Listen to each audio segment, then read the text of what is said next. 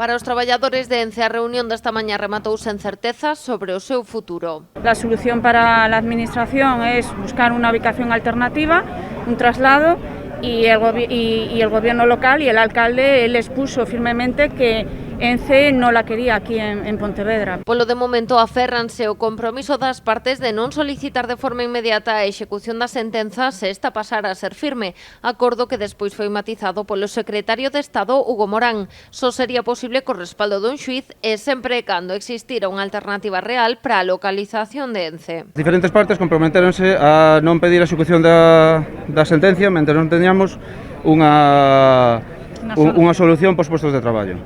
Entón, agora o que temos que buscar é o compromiso da empresa para que mantenga a produción mentras non teñamos esa solución. Tamén explicaron que neste tempo analizarán o informe presentado pola empresa coas localizacións alternativas, mentres agardan pola convocatoria da terceira mesa. Presentó un informe que en el mes de julio envió al Ministerio de Transición Ecológica y ahora ese informe nos lo van a pasar a todas las partes para que lo estudiemos. Durante máis de 3 horas, máis dun cento de traballadores de ENCE se concentraron ás portas da subdelegación do Goberno para seguir a reunión.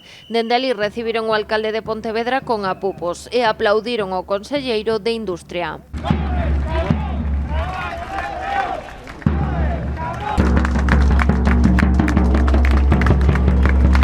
A movilización transcorreu sen incidentes, vixilada de preto por un amplo dispositivo de seguridade.